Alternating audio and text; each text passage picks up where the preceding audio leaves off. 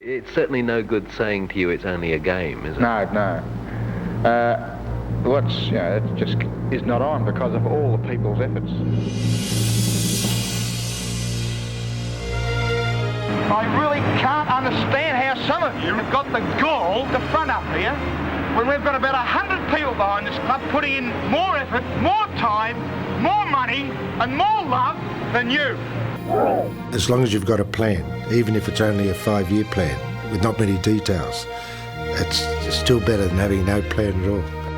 What they did from what they had and what they manufactured is a great story in itself. You get used to losing, and then someone like Barassi turns up who just doesn't accept that at all, and then you've had to get used to winning. If you are bloody fierce in your desire to do it right, you do it!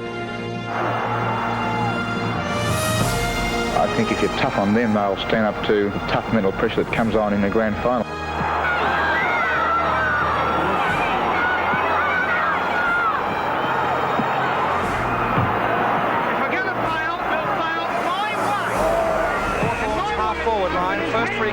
Probably to Keenan, and it's on already as we thought it might be between Keenan and Scott.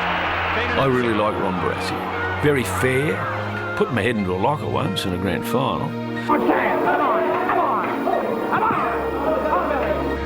Often premierships are won, just by pure desperation, nothing else. That ball to the half-forward flank on the northern side of the ground. Trotters after. It's a siren. Siren's gone. North Melbourne's first ever flag. The elderly people who'd followed North for 50 or 60, 70 years, to see them crying, they were so happy that they'd finally won a flag. It was absolutely sensational. It's a draw.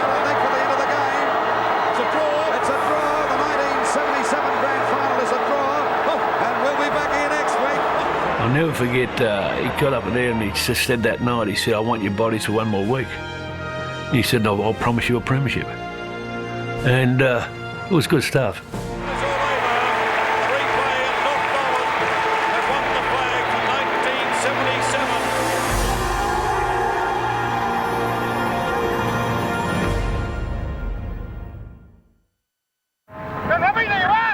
North Melbourne, bottom of the Victorian Football League last year, the only club never to win a grand final, and with a new administration determined to change that in the next 3 years.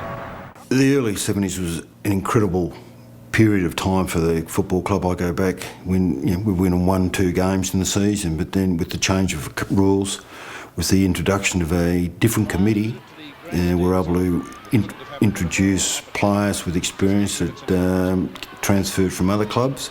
We had great players come from interstate, and then probably one of the best coaches of all time in Barassi came there, and it just moulded us all into a team that was very successful right through the 70s into the early 80s.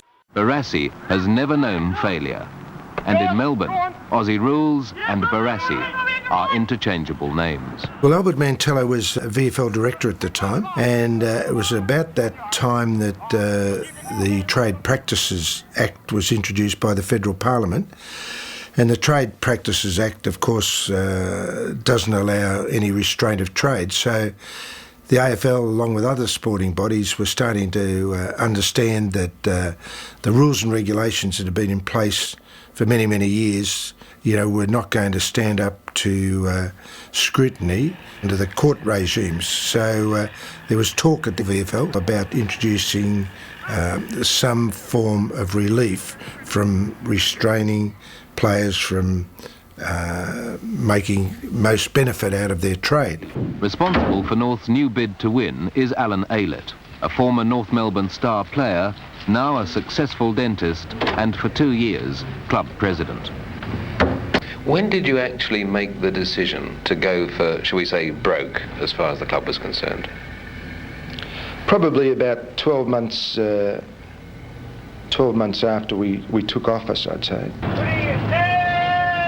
The 10-year rule was brought in virtually to accommodate players that had played more often successfully with a club, and they weren't earning much, or they couldn't better themselves.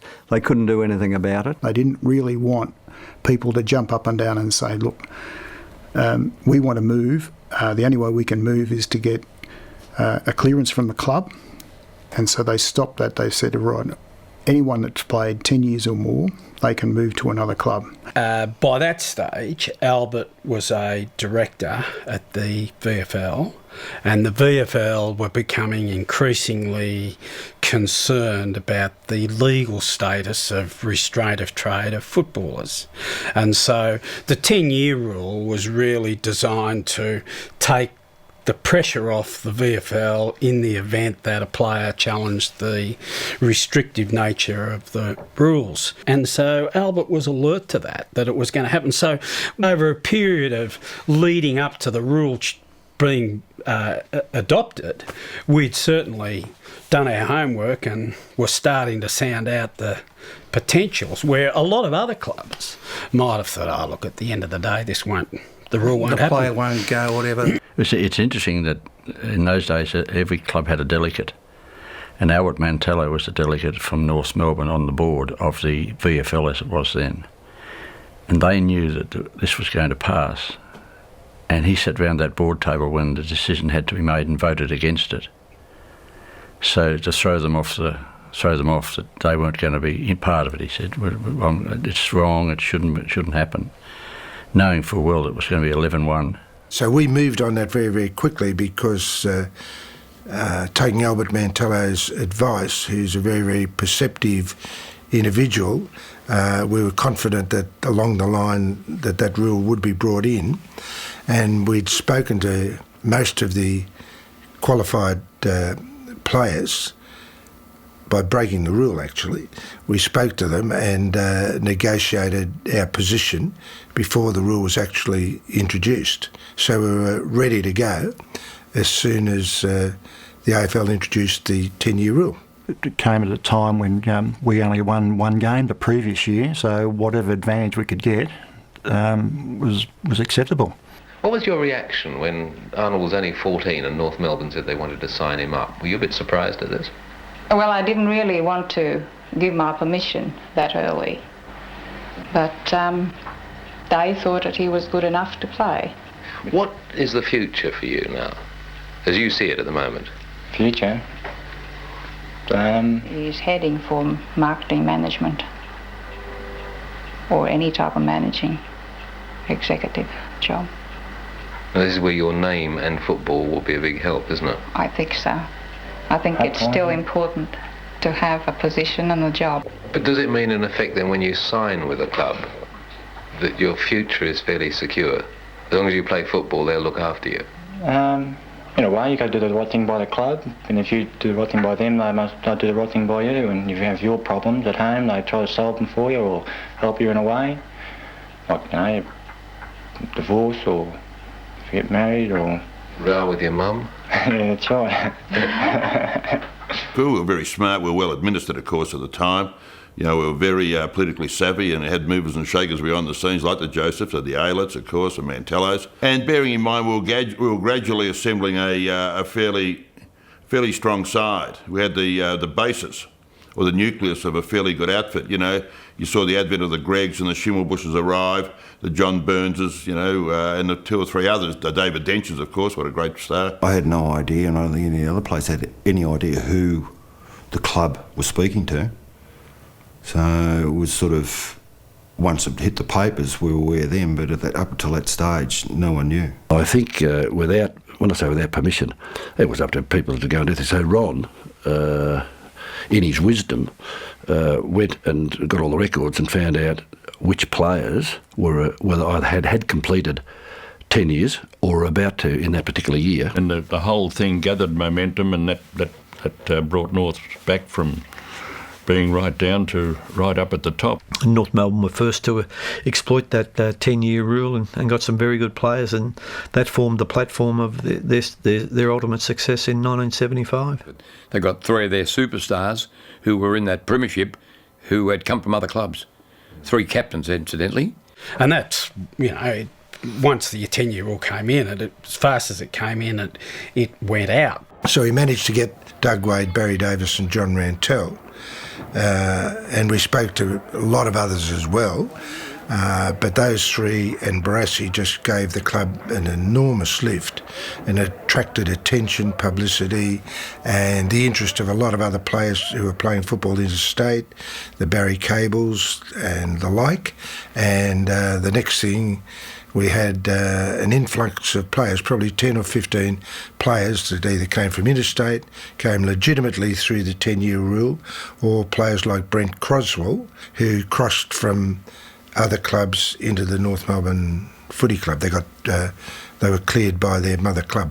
People say North were lucky. That is probably true. But Alan Aylett had supervised, managed, whatever you want to call it, North Melbourne from being a easy beat club in the recruiting stakes, particularly if money became involved, because in that 2 years he just absolutely cleaned the slate and they had money in the bank, so to speak. They bought $200,000 worth of experienced footballers and brought out of retirement ex-footballer and coach Ron Barassi. Brass was an integral part. I mean, getting him and getting three captains from other clubs, I mean, how can you do that? I mean, you just don't do that stuff. In those days, the clubs would get an allocation of finals tickets. You know, the club would sell the finals tickets, and when the financial year ended at the VFL, as it was in those days, you'd do your balance and you'd send a cheque off to the VFL for all the finals tickets you'd sold in September. Well, we'd bought Wade, Davis and Rantel with that finals ticket money. And then I had to account to the VFL with that money in the end of October. Some players did move for more money. Others would have moved because they were concerned with perhaps improving their position in footy. And for me, I wanted to do a bit more than I was doing at Essendon. And I really wanted another challenge. And so my opportunity to do that was through this 10-year rule. And I had plenty of offers. I had offers from just about every club, I suppose. But I chose to go to North Melbourne because they were really, really very impressive. And I thought I could make a difference. The three people that I dealt with were Ron Joseph, Alan Aylett, Albert Mantello, and there were plenty of others at North that were really competent people and enthusiastic and passionate about football, and that's what I loved. So, in fact, you know, the previous year, North had finished bottom. They'd won one game, I think. So this was in 72, they'd won one game. And I just thought I could go there and it'd be fun to see if we could make a difference. And so I did. And I said to Alan and Albert, I said, look, you know, I've used the finals ticket money. That's how we've signed these blokes. What are we going to do? And so Albert and Alan and I went off to the CBA Bank and borrowed $30,000.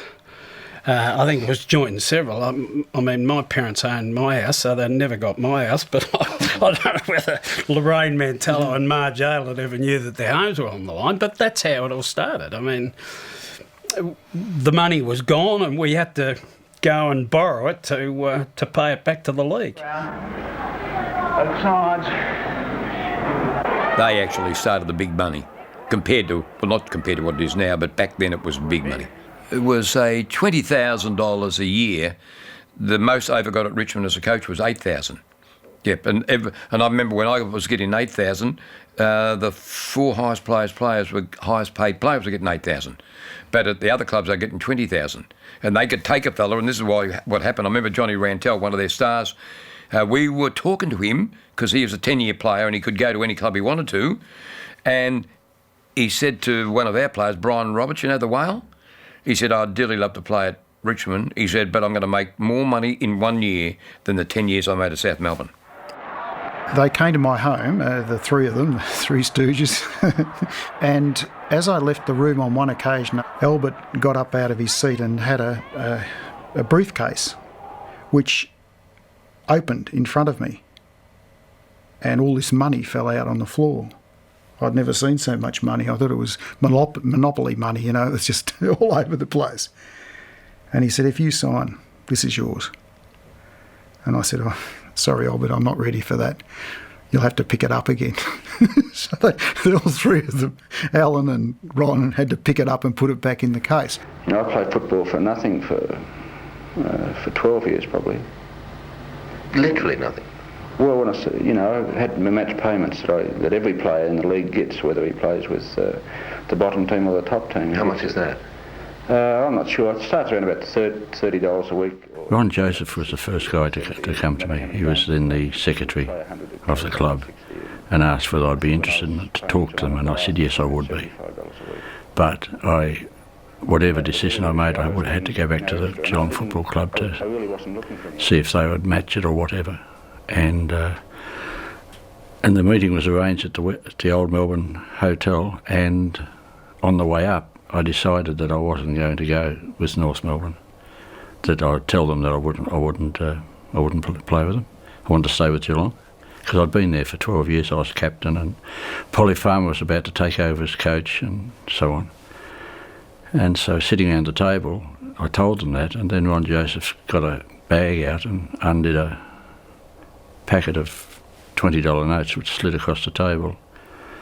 And he said, "That's for signing on if you sign on today." I said, "How much is in there?" And I knew there was a lot because I worked in the bank. He said, "There's $20,000. Well, $20,000 in those days bought my home, would have paid off my home. I said, "Where do I sign?" We all knew that Wade Davis Trentell were getting money, weren't quite sure what it was. In my first year from 71 to 75, and that's winning 2 Brownlows, so I was getting $30 a game. But had to go back and tell the Geelong, and they said they couldn't match 15. I said I'd play for 15,000 a year. Well, the first year at North Melbourne I got 30,000 because I got 10,000 to play and 20,000 to sign on, which was the highest of any player playing in those days. Now, of course, it just seems chicken feed, doesn't it? You can't hone in on those three because at the same time you had Malcolm Blight, Graham Melrose, Russell Ebert came over, Barry Cable. So all of a sudden you've got the Foreign Legion come over, all great players. Probably a lot of people would find it hard to understand that it is a tough business, but I think it all gets back to what I mentioned a few moments ago, that if you've got any pride in what you're doing, as an individual person, well, and you want to be successful, well, you've got to be tough and be prepared to be in a tough involvement, particularly to come from the ruck, from the bottom of a group to take your place in the top section. In those days, it's 1971, 72, not many people had heard about strategic plans, not many people knew about breakfast meetings. But I mean, surely the cold hard facts are that you, your committee, Ron Barassi, have decided on a plan, and anybody who doesn't fall into that plan has no place in this club. Well, that's right, yes. Generally speaking, everyone's been told that, and they'll have to be replaced. Is it the only way? I believe so. Yes. I must say too that for the first 2 years of,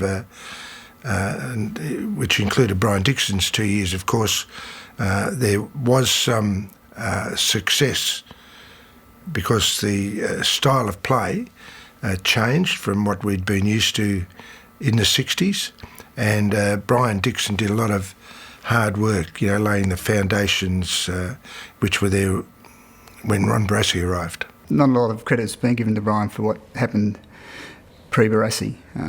He set the scene for what a football club should be.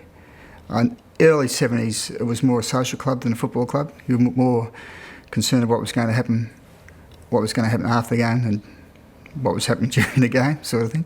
Not that that's the case, really.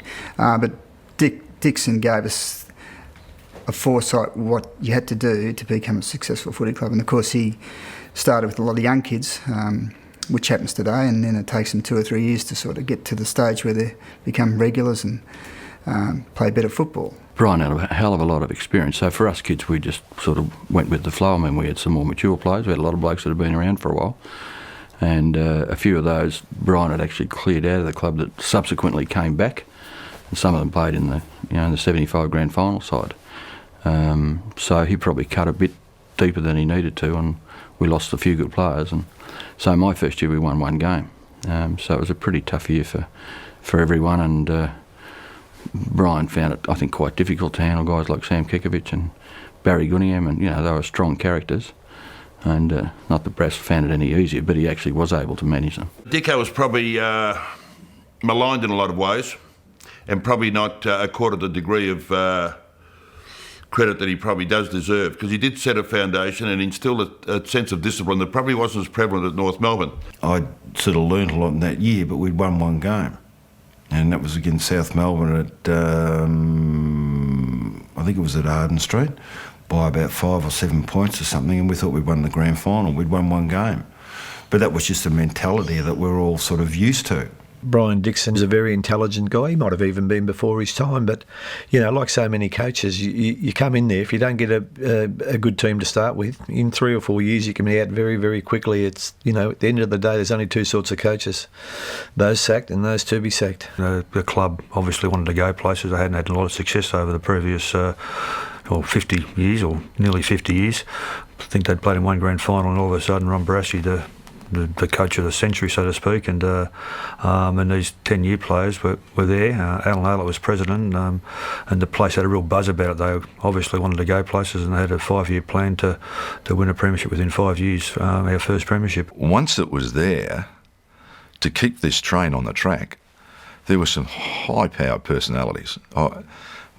There was friction everywhere. It was just, sometimes you could cut the air with a knife, and the blokes like Kekovich and Croswell and Doug Wade, and I could name 10 more, but how Brass kept that all together is amazing, really.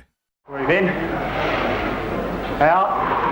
At the end of 1972, Brian Dixon, he was appointed as a cabinet minister, and we came to the mutual decision that task of being an AFL coach at that time and a cabinet minister was a very, very almost impossible task to succeed at. And so he retired from our position, and that's when we were on the lookout. That's when we got the news about Ron Barassi.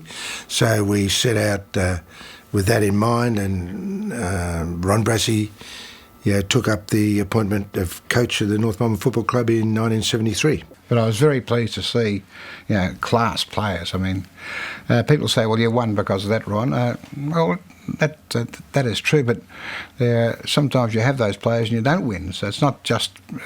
you've got to have those sort of players to have a chance of winning. I think that's a probably more accurate way to put it. 13 points, North Melbourne leading by. Goodingham tapping down, and there's Chandler waiting over the back now. Can't force his way through the pack.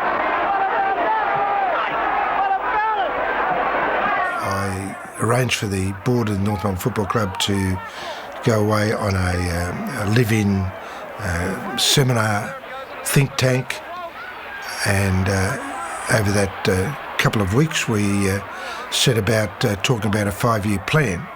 Went through a whole heap of structures, finance and naturally marketing, and the key issue was generally about administration, but more importantly how the administration was going to get a coach. And obviously our goal was set, and that was to win North Melbourne's premiership over a 5-year period. And believe it or not, I mean, that's the way it all eventuated. 5 years almost to the day, in 1975, North Melbourne won its first premiership for the time that it had been in the AFL, which was a period of 50 years. So the 5-year plan worked. It was purely coincidental that the 50 year of the 5-year plan happened to be 75. And we did win our first premiership. The thing that we were missing out on was experience, and when we brought in a total of 600 games of added experience overnight, it just gave the club such a tremendous lift. But I don't think that the whole deal would have been as successful if we hadn't have been able to recruit Ron Barassi, who wouldn't have any peer as a coach in the game. But I mean, there's a lot of myth as well. But I always say to people, what 5-year plan could give you, David Dench, who played 300 games out of your local area in Pascoe Vale, Keith Gregg, who played 300 games out of your local area in Brunswick, and Wayne Schimmelbusch, who played 300 games out of your local area, all in the same era. I mean, you know, you might get Greg in 1950 and Schimmelbusch in 1960 and 10 years apart. But so there's a bit of a myth about the 5-year plan. We had a bit of luck and we utilised it. There was never a plan. I mean, Ron had recruited all those guys, and they were pretty good players. And then when the three players come to the 10-year rule, Barassi had a pretty good side under his belt, and they proved that. The 5-year plans become very, very important part of the 70s. One thing it did teach us, though, I suppose, and that is that as long as you've got a plan, even if it's only a 5-year plan with not many details, it's still better than having no plan at all. Retired from Carlton, which I did, I think, 1 week before the finals, in which we missed out by one game and had a very good side. So it was probably my worst year of coaching. I said I'd had football up to the neck, and I think I lost a few of the players in that year at Carlton. I clashed one night with City Jackson, who I'd been a big assistance in getting him to Carlton in the first place, and he was a friend of mine, and still is, by the way. But we did clash this particular night. It wasn't such a great year, but we did have a very good side, which was sort of proven the next year after I had gone. They won the Premiership, and the next year after that played in the grand final. So we had a very good side. So it was a pretty poor effort of coaching, really. I don't know why you're looking at me like that, mate. You're number one just about. If our friends weren't here, you'd cop right out. In 1971, he coached Carlton. They missed the finals, and then Barassi gave it away. And in 1972, he was on the TV. Barassi wasn't a media guy. He was too blunt and straight and, straight in his ways. He wasn't a performer. And I think he knew that, but he'd filled in the year in 1972. And in 1972, more importantly, Nichols, who had taken over as coach at Carlton, coached Carlton to a premiership that year. So I think that rankled Barassi. So when Aylett started to niggle him about, well, come on, the job's going to be there at North, he was just ready to roll. He had 12 months off and he was ready to go again. And then Barassi came in 73, which then started an even bigger phase of having a coach who was successful at Carlton, taking over a club who hadn't had any success at all.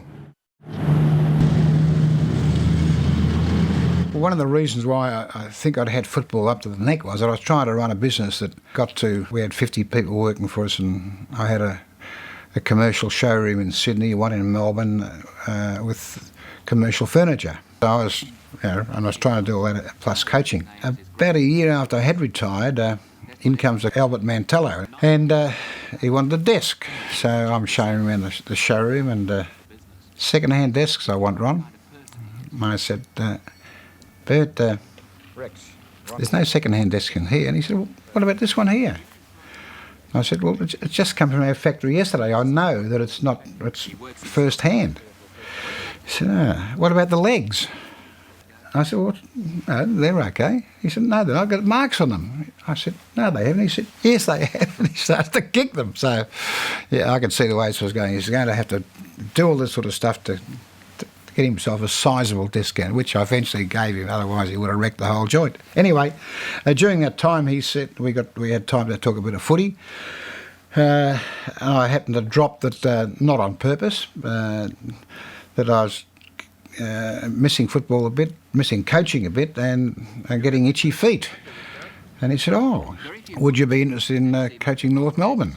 And he painted the picture, and I thought, that sounds very interesting. And I always liked North Melbourne, and I was particularly fond of Aylett, who I'd been on a few interstate trips with him, playing interstate football, that sort of stuff. I knew that he was a hell of an operator. So we went down to the old Melbourne motel that night. Then I just jotted these things down on a serviette that Ron had, and that's what the money, whatever the incentives were or whatever, and then Ron just sort of cleaned it all up, and I don't think he ever signed a contract, did he? And the deal was done. And it's one of the best things I ever did. It was really a handshake, and I think they did some notes on a serviette, and that was the contract. Well, I've been missing football, the involvement of football over the past couple of months after having 10 months rest from it, and that's basically the reason to get back into football in an area which offers a lot in the way of fulfilment and satisfaction. They said that they had fixed up Barassi. He was going to coach when they approached me. It was getting towards the start of before they started their training, and I got a phone call at work one night from Ron saying, "What are you doing?" And in footy, and I said, "Oh, I'm not doing anything this year, I don't think." He just said, "Will you come to North Melbourne with me? I'm at North now, and I'd like you to come across as my assistant." And so I said, "Yes, I will." What about players? It was mentioned that you wouldn't take on the position unless North recruited a number of 10-year players. No, this is definitely incorrect. It may well have been my thinking, or I may well have said that if their thoughts hadn't have been along these lines, but anybody with a grain of sense could see that in this position that they are in, that they have to have players. We were chasing Barassi at the same time as we were chasing the 10-year rule players, and the great thing that I admired about Barassi being sort of right there in the middle of it was that he made a commitment to come to North Melbourne as coach, only in the knowledge that we were trying to get Wade and Davis and Dittrich. Rantel wasn't even on the scene in that time. But he made a commitment to coach and signed with North to coach before Davis or Wade or any of those blokes were over the line. Well, how high are you aiming? Well, it's a bit early to tell yet. It's stupid just saying I'm going to win a premiership. That's the aim, but it may take 3 or 4 years. You could do it in 1 year. Perhaps if you had the material. I haven't sized it up yet. I'd love to win a premiership, of course. But as far as it saying it's a definite aim where I want to finish this year, I have to see the material here, and I haven't seen enough of it yet. We just had a single mission to get Brass, and most of us were about the same age as Ron Barassi anyway, and we got to know him very, very well over our football careers, so we had a leg in the door, so as to speak, and Ron, being the person he is, always loves a challenge, and he accepted the challenge, and we were up and away. He runs in now, North Melbourne, 3 points in front. 9 points in front, and that may be the one that sealed it for North Melbourne. And the Bulldogs have possibly won their best and most important match ever, because they've lost the last 2 weeks. They've dropped out of the top 5, out of the finals calculations, and now they're right back in it. 73, there was a change in the whole attitude of the people that surrounded the club. There was an excitement about new people coming in, coming from other clubs who had experienced some degree of success. I'd already played in 3 grand finals. Wadey had played in them. And we had an experienced few players, and we got more as time went on. And that adds to the whole flavour, and there's an excitement about the place that started to grow. And it was a pretty good year. We've come from rock bottom to finishing in that, 6th, halfway. I'll never forget the first game we played Hawthorn at the old Arden Street Oval, and it was just, the crowd was fantastic, and we were playing against a fairly good side in those days, they were. And we beat them, our first game. I mean, everybody was just delirious.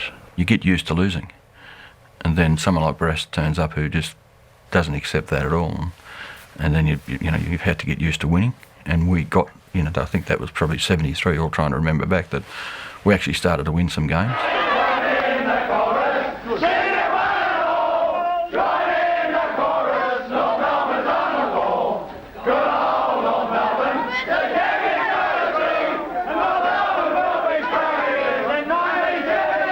We were too easily and readily to accept defeat, which Barassi would not accept. If you lost, you would cop it from Barassi. You'd have to pay for it on the Sunday morning training. So all of a sudden, and then you'd win, and you start to feel what it's like to win. Davis, Dawson. We won 11 and a half games. It was a draw.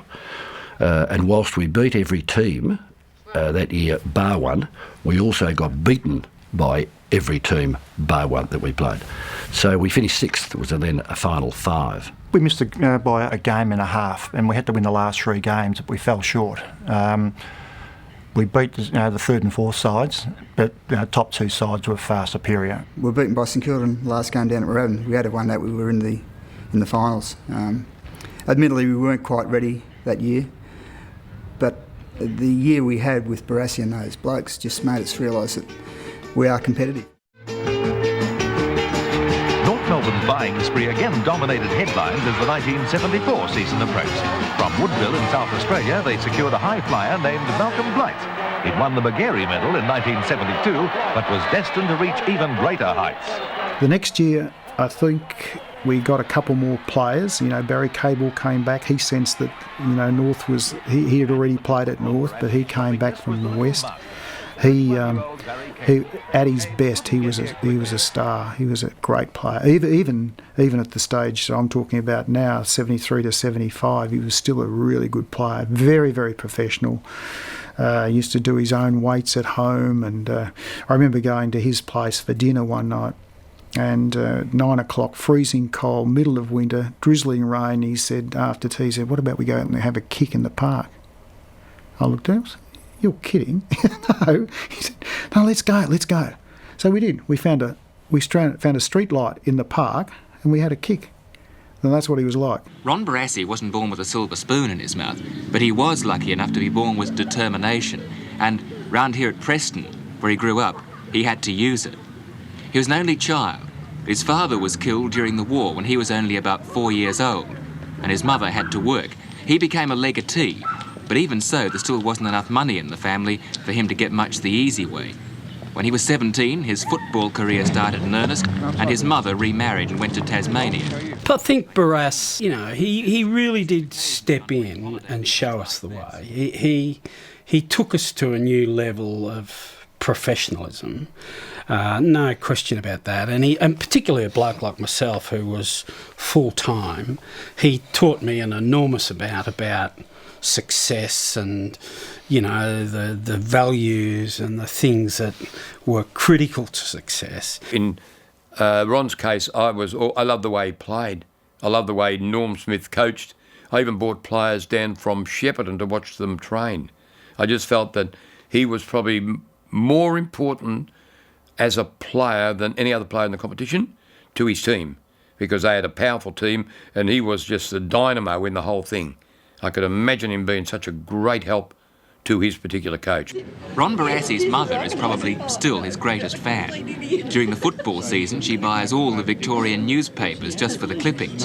Not that I was easy with him, because even I say I'm not like him, or he's not like me. But in my own heart, I know that he is a lot like me. As my husband says, I say, I don't know where Ron gets this from. And my husband says, well, if you have a row, you're not too easy. He had this total support of Aylett, but he also respected Aylett as the president, and he knew what these guys were trying to achieve. So there was never any doubt about who the boss was, where we were going, what was untouchable. And as Albert said, Davis and Wade and Rantel and Cable, fitted into that beautifully. You can't talk about the influence of Davis and Wade and Rantel without not including Cable. Blighty, who became a great champion in the 70s, he was just a Gregg or a Dench or a Schimmelbusch learning, but he learnt in that era as well from those guys, He's a winner. Yes, he certainly likes to be a winner, but above all that, he's so honest in the way he wants to be a winner that people and the people under him, the players who are under him, have just got to accept his arguments, because his arguments are so basic anyhow. Everything he does is just so basic, and he's so honest in doing these things, and the players, it didn't take them very long to realise that they were dealing with a real straight shooter. Ron Barassi was a wonderful coach, and I have had a lot of occasions to be with many coaches. I've been under, the great Checky Hughes. I played under in interstate football, Reg Hickey in interstate football. Coached against a lot of them myself, and I would rate Ron Barassi right up there. Ron also had a broader vision of the game than I did. My vision was a bit myopic. I could only see next week and our team, whereas Ron and Alan Jeans too could see the wider implications of what everyone was trying to do for the game. From the first moment he walked into North and spoke to the players, he just made the place tick. And when he walked into the room, his very presence, it was electric. And it was always electric. I mean, that was the dynamism of the bloke, Ron had this vision or view that your best players had to be the example. So best players make mistakes or errors of judgment or whatever, you barrel them harder. And it wouldn't work today when the young blokes today wouldn't cop the verbals that Ron and other coaches or Norm Smith. Those guys are legendary in the way that they berated their players. Norm Smith was probably the most brutal. That's bloody right! Darryl, you are a I'll tell you why. You've got the bloody football game beaten. You've come down here not concentrated. For a kid like I was to have access to somebody like that to show you the ropes is what's required to get the job done. Just terrific. I was naturally in awe of the guy. What he said went. The ball goes out towards the Carlton small man. You stay back with your man. You could have got to the Carlton small man, but I know I'm going to protect myself. I don't mind a bloke going bad, Darryl, but to me, it's probably because you're bloody not switched on properly. Now you get over and try and mind the bloody forward pocket, okay? He was always big on the little things, all the small 1%ers as they call them nowadays. He was big on those back in probably in the 60s when he was at Carlton, but he was certainly big on them at North in the 70s. And that's just the way he approached it. I mean, he didn't leave any stone unturned in how he can make not only players better, but the team better, perform better. And all those little quotes he used to come up with, I don't know where he got them from. Right down to the one, if it is to be, it's up to me, which is 9 two-letter words in a row. We used to make us say that to ourselves at times. I think they should know, one, what he says, two, when he means what he says, which in my case is nearly 99% of the time. They shouldn't be scared. Stephen, you go to centre-half back and you go to full-back. You weren't anywhere near that bloke. They're playing 4 yards from him. And he's a good lead, and it comes out from the bloody back line very well. You certainly wouldn't look at him sideways if he was giving you a spray. It was basically what he said is, what you did, and you certainly wouldn't be suggesting or thinking that you were going to try and do anything else, because as I said, he give you an almighty spray. It was frightening. He was very intense. Very intense, and you had to watch him all the time. It was, and he practiced perfect practice. What you'd learnt though as you got older was that when the quarter time or 3/4 time huddles, you just got there last, not first. You've done the typical bloody thing. The ball's gone over. I couldn't come back and hear me. You could have run and intercepted that first goal or second goal, what it was, and you probably don't even know what I'm talking about, do you? That's bloody right. And the other thing too that I always think is that Barassi had a great respect for the administration. He was the boss and he ran his side, but the play today, the thing that I most notice in footy is that it all seems to be segmented. You have a football department there and the marketing department. They're all little sections.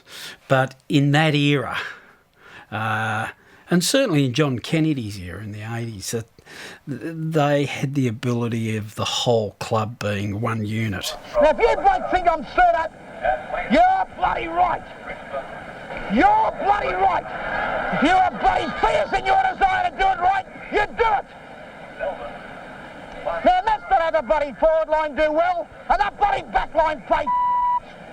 This is too big a match and too much money at stake for their bloody be like that. That bloody forward line's playing tremendous. Kevin Bryant, fantastic. Total respect and awe. He was Mr. Football, and yeah, he's one of those few people who could push me buttons, I suppose. I never forget Brass. He dragged me on the ground. I blocked Big Ron Alexander at North one day, 78, and let Ray Hubbards take a mark. Anyway, I got a free kick against me and they kicked a goal. Fitzroy, Ronnie Alexander kicked a goal and put him in front. I got dragged from the ground, mix gone on. He said, I had to get on the phone and Barassi just give it to me. And he said, fair income, Krackers. He said, you can bloody well rot on the bench as far as I'm concerned. He said, with an amateur hour the way you blocked. And I thought, well, I'm only trying to help my teammate take a mark. And anyway, I was there and Mick wasn't going that well. And Brass rings up and says, has he repented? And I said, tell him to get stuffed, I'm still here. Anyway, and Laurie Dwyer said, he's repented, Ron. And I turned around to Laurie, I said, you weak bastard.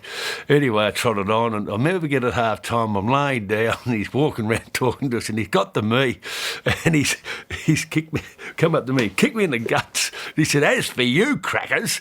And I jumped up, and I said, you don't kick me. And he thought I was feeding him.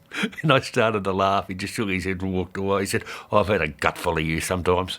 Just walked off. But, you can have some fun with him every now and then. Just brought you together here to tell you about Saturday as regards what you should do when perhaps what is, in your opinion, an incident occurs. He gave you head a little bit to show a bit of flair as well, as long as you didn't break team rules. There's a couple of times there where Malcolm Blight kicked a goal on his left foot on the wrong side of the ground when he should have been team rules to centre it onto the top of the goal square. And he pulled Blight out over that, of course, and then on Tuesday night at training he tried to make Blighty prove that his method was right. Part of his ploy was that if you're in a pocket, you'd kick the ball to the 10 metres out from the goal square in the middle. And all of us, if you're on the forward line, knew that that's where they were supposed to kick the ball. So you'd position or head for there. Blighty just put it straight through the middle. And he sort of, you know the rule, da-da-da-da-da. He said, right. He said, you're going to have 10 kicks. For every kick, goal you miss, you're going to do a lap.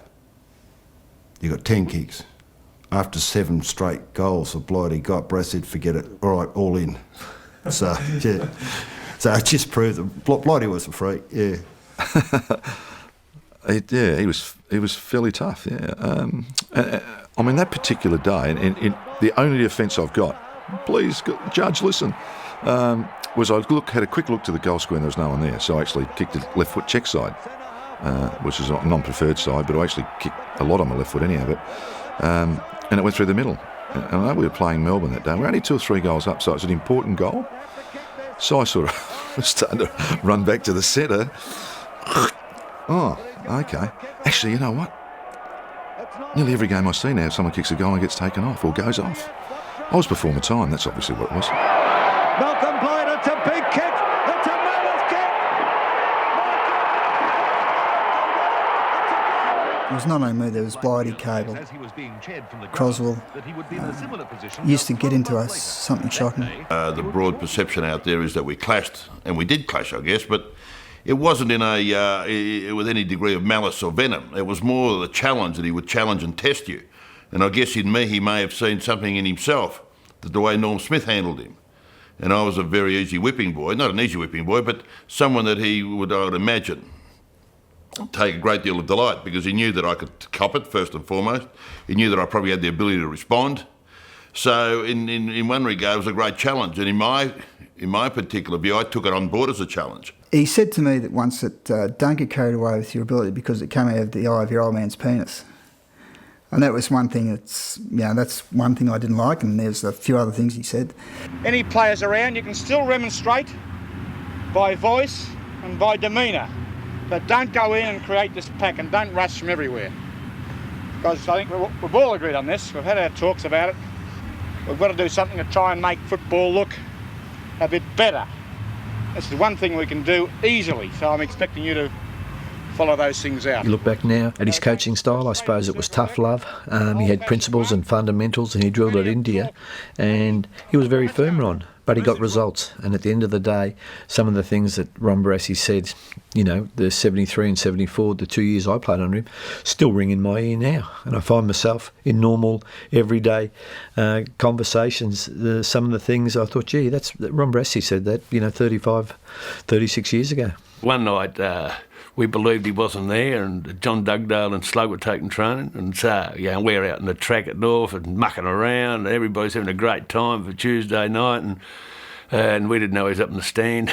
And he came down, absolutely blew the shit out of us, and you're a disgrace, you blokes, and all that, and it was quite funny. He'd bawl you out in front of a player and come in after the match. He probably wouldn't remember it because he was so fixated on what he was doing. Sometimes you're so frustrated that the only way you could get him off your back, was to play well. Now, did he do that purposefully? I don't think so. I think it was just his mannerisms, It was passed on by Norm Smith, who's a very aggressive coach. And that's the great nuance about Ron Barassi, all the clashes and the confrontations at the level of belligerence. There wasn't from an animosity perspective, it was more the fact that he relished the challenge and he saw something unique and special in you. That's the way I like to take it on board anyway. I'm tough in my demands because I think the game is tough. And I think if you're tough on them, they'll stand up to the tough mental pressure that comes on in the grand final. And this is what you're coaching for. You're coaching not for certainly coaching for the short term, that's in the game next week, but ultimately you're aiming for a grand final, a premiership side, and they're often premierships are won, just by pure desperation, nothing else. Look, I got away with a lot of things, tough things, people would say unfair things or whatever, too tough or whatever. If I did get away with them, probably because the players knew that I wasn't being personal, they knew that anyone else who was saying what I said they'd done, they would cop it too. It wasn't just personal on them, if you know what I mean. If you don't know what I mean, well, I'm glad you were one of my players. Owens tapping on. Peterson.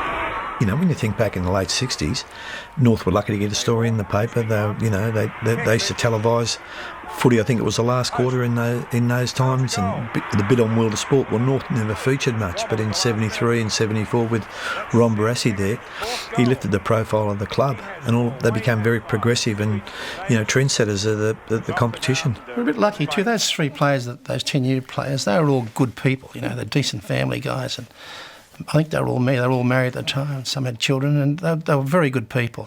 Luckily, they were all very decent people to be looked up to by the younger players. And it was a terrific time for the club, for Davis, Wade and Rantel. When they recruited them, they knew that they were getting a full forward to kick goals. Barry was going to be captain and sort of more a ruck rover role, a little bit different to the half-back play I think he was at Essendon. And of course, Mopsy was recruited because they referred to him as a stopper. He was a very good defensive player. You could put him on. He wasn't all that tall, I suppose, and not all that big, but he was just great. Wade, Rantel and Davis, outstanding contributions, and albeit a little differently. Rantel was just a superb player that we really, we don't underrate, but I think in the bigger picture, you look at Wade and probably Davis, they're probably more significant, I guess, in terms of names. But Rantel's role was outstanding. I really never saw John Rantel beaten that often. He could play on small blokes. He could play on blokes, a foot taller than him and beat them. He could play on left footers. He was probably the only bloke I've still ever seen that Brass could say to him, "You're playing on a left footer. They only ever turn one way, so you'd be in the right spot." You can tell that to most players and they'd never ever do it, but John Rantel did it every time. I never saw a left footer get a kick on John Rantel because they just kept running into him all the time. At the end of the day, I think your sole aim was to get a game, and I think there are a lot of blokes in the same boat that I was who were trying as hard as they probably could. Every time a star came, it meant you would get further down the rung, and so that's all you thought about, getting a game each week. Barassi took us all back to grassroots, sort of started off basic, football skills, learning, berating, not accepting defeat until we got up to the 74 grand final. Tom Hafey was up early this morning running along the Mentone foreshore in Port Phillip Bay. He was there yesterday and the day before. In fact, he has been there every morning this winter. When you're up against a person like Ron Barassi, because he's got such a big profile, I think that would make you even keener to do well. Like, I think every one of the coaches who were coaching the other league teams at that particular stage would have been anxious because Ron got so much publicity, and you felt that you may have been a little bit cheated of it in some way. And he was just such a big name, and publicity chased him, which it always does and always has. But he's been marvellous for the game, don't get me wrong. So I suppose there'd be times that you'd probably want to do a little bit better, or you'd probably be a bit keener at that particular time when you come up against their teams. Can you make it 2 in a row? I think we've got a great chance. Why do you think that, Tom? Well, our form over the year, and particularly this stage of the year, Bob, has been first class. We played North Melbourne, 2 weeks ago, and I thought we had quite a few of our better players down, and yet we still won quite convincingly. Certainly became that way. We were expected to win. I still don't think personally that we were as good as Richmond. We were a pretty good side and we were certainly going places, but Richmond still, they'd won in 73 as well, and they were still the yardstick, so to speak. Barassi is already a football legend. If he doesn't take his side to their first premiership tomorrow, he still has an impressive record behind him. People close to him say Barassi's complete honesty with his players is why he is a champion coach. He draws enormous respect from his men. At times, it borders on adulation. When we finally made the grand final, I suppose there's a little bit of belief there amongst the players that we perhaps weren't quite ready for it. Obviously, Brass didn't think that way, and he was very, very disappointed, as was the committee and the club, that we didn't manage to beat Richmond in that grand final. I think we were 19 points up halfway through the second quarter and travelling all right. And then Kevin Sheedy and a couple of other blokes pulled a few rabbits out of the hat and did some magic things and got Richmond back into the game, and once they got 3 or 4 goals in front, we could just never get back to it. But it was certainly experience, and it certainly made us hungry for what was going to happen the following year. We weren't good enough on the day. It was always going to be tough, and at the end of the day, someone's got to lose. But I think the North Melbourne Football Club per se learnt a hell of a lot from those experiences, and they won the Premiership the next year. And a lot of people subscribe to the theory that you've got to deal with some pain before you can enjoy that ultimate success. Probably a good lesson all round, I think, looking back on it all. Obviously, we were very, very disappointed at losing the grand final. Ron Barassi got up at the after-match dinner that grand finalists have, and he laid down some rules and obligations for everyone. Towards Burns, he's in trouble as Clayton comes through. Clayton is tackled. There is Kevin Morris with Burns. A solo goes, and the final scoreboard in the 74 grand final reads: Richmond 18-20, 128. North Melbourne 13-9, 87. The grand final, we disgraced ourselves. It wasn't until half-time that our feet hit the ground. We just weren't prepared for just the atmosphere, and I think we're all floating on cloud 9, watching the crowd up until, and all of a sudden we look at the scoreboard at half-time and game's over. The way it panned out was just terrible. Going back to the Southern Cross on the Saturday night after it, was just the mood in the room, it was just shocking. And you've got to live with that for another 4 or 5 months to try and redeem yourself and do something to rectify what you've done. Now, whether you've played poorly or played well, you still lost the grand final. It wasn't so much the game, it was the castigation and the vilification that transpired directly afterwards by Barassi, who publicly for the first time, we were stunned by giving us the best public outburst. We called a board meeting for 7 o'clock the next morning. The people at the function couldn't believe it, that the season was starting at 7 o'clock the next morning. And believe me, it was a big night the night before. But we're all there at 7 o'clock the next morning and starting to lay some plans for the next year. I knew I'd played poorly, but, I could carry the burden, so to speak. It's a pretty lonely place, Melbourne, for 6 months when you've gone shithouse on the final Saturday in September. Not too many places you can hide. So we were very fortunate the redemption was fairly swift. The Tigers had one of the most complete football sides ever to play and became the first team to win successive flags since Melbourne in 1959-60. When you've come from, you know, a little club in Adelaide, who were a very young club, by the way, only admitted into the league in 1964. So, you know, what you saw at North Melbourne was miles ahead, I've got to say, ahead of what I was used to, you know, in the way they went about it, and particularly with Brass being the coach, Alan Aylett being the president. I mean, there's some pretty powerful, sourceful people, and Barry Cheatley was a marketing guy. You know, we actually had things on our dressing gowns. I mean, we had this whole marketing push, and every second day North Melbourne was in the paper. There was another headline. It was quite remarkable, really. You would have seen a fair bit of Alan through the media in his role in the AFL and at North Melbourne, of course, but he was really, really passionate, and I said that before, but so were the other three. Albert was, and so was Ronnie Joseph, but they had a committee that were all positive towards them. There was no bickering. They were as one. Because Alan and Albert had been such successful players at North, nobody on the committee in those days would challenge them. I mean, so therefore you were able to get on with things without having blues at committee meetings and everything else. I mean, people accepted that here were these two club champions now running the place administratively. Well, they were untouchable. So what they said went, and everyone got on with it, you know. I can never remember anyone having a vote at a committee. No, well, that's right. No. Or a change of committee. Yeah. You know, there was no elections ever. What they did from what they had and what they manufactured is a great story in itself. You don't see it happen in life these days, and I doubt whether it happened very much beforehand. Albert Mantello and Barry Cheatley and Alan Aylett, they were 2 or 3 years older than me. You know, Alan was 35, I think. I was 32. You know, I would have played against all of them. I played against all of them, and so they were like mates. You know. And every Thursday night, we had every newspaper and press and television, radio people down at the club. It was a big night every Thursday night down there. And North was the big story, you know, whether they were going to get up and win their first ever premiership. The first time that we're going out as the North Melbourne club and showing our colours in a way which will be taken notice of. But let us play the game in the right manner as far as value and effectiveness is concerned, the professional way, but also let us play it with plenty of spirit.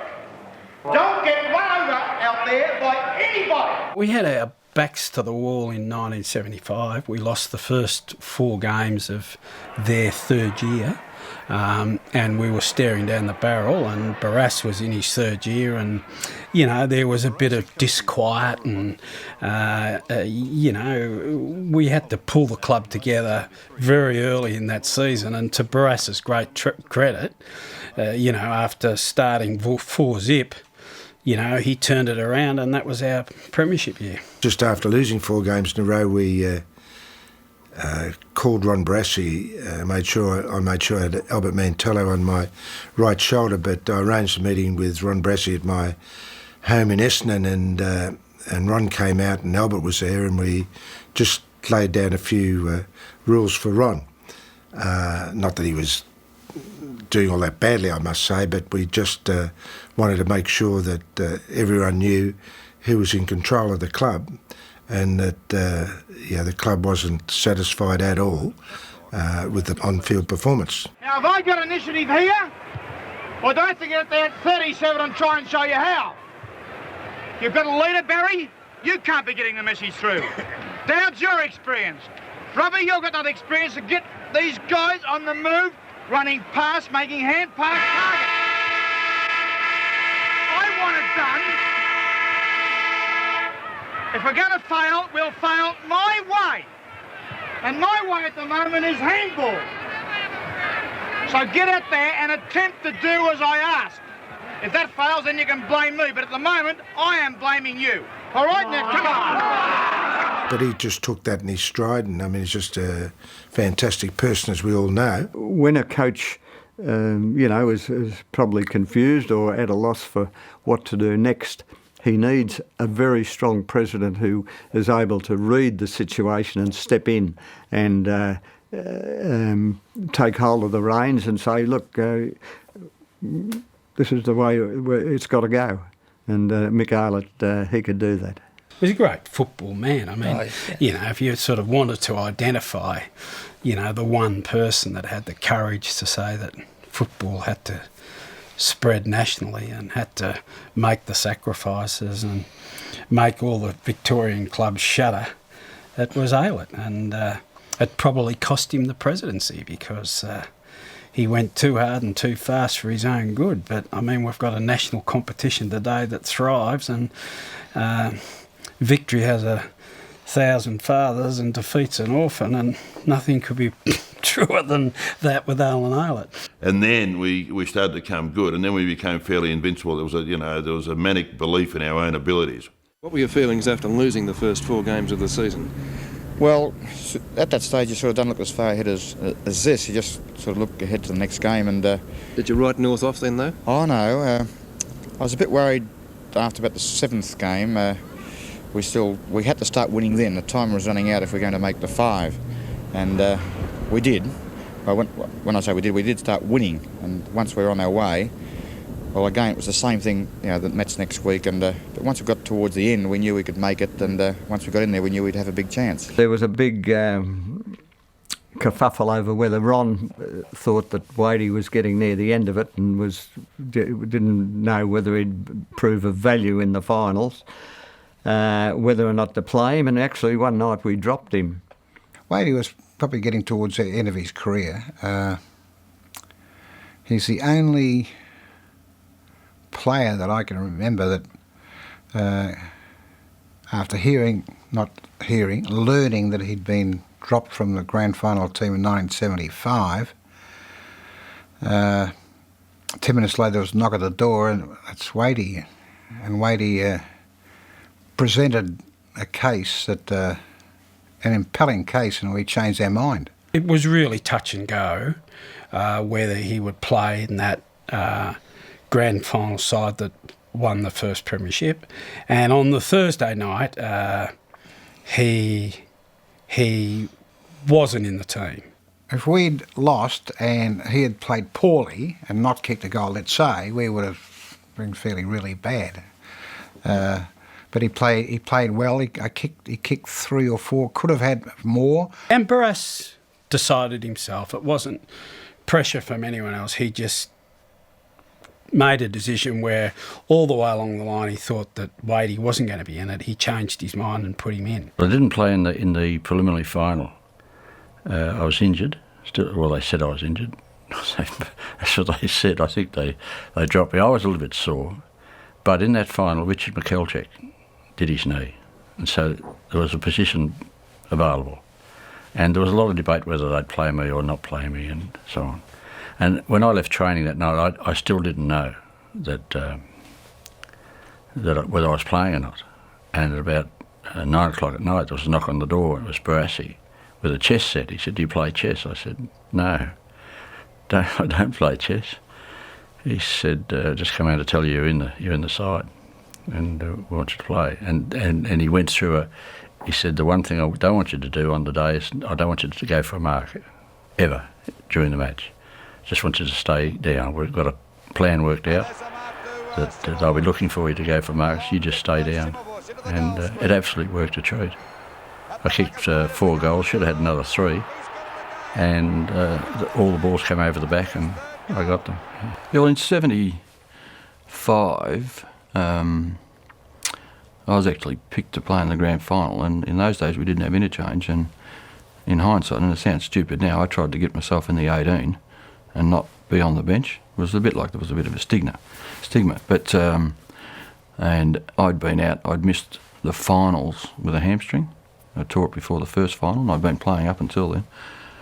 And when we won the preliminary final, and I got the nod, and Brass said, "Look, you're playing next week, make sure you look after yourself during the week." And then I think on the Thursday I'd had a chat with Max Ritchie, who was chairman of selectors at the time, trying to say, look, it'd be better if I started on the ground so I was warm all the time and not coming on cold with a hamstring. And so instead of selection taking sort of 5 minutes on Thursday night, it took about 2 hours, and when Max came out, he walked directly towards me, so I knew what had happened. And so I think I gave him a whack in the chest and went home, and the rest is history. And I didn't play. Gary Cowden got that position then, and which was a pity. For me, it was great for Gary, but that was our first flag, obviously, for the club.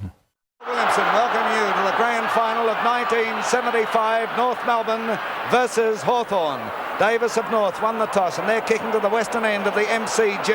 The umpire is... There was great rivalry between Hawthorn and North, because the North were doing so well, and Hawthorn had a great side. We won, I don't know how, we won a lot of matches, and but we were beaten by the superior coaching of Ron and the team, and the magnetism or the oomph that comes from it being a first premiership for a club. I think you've got to excuse both sides. They're both a little impatient because of the strain.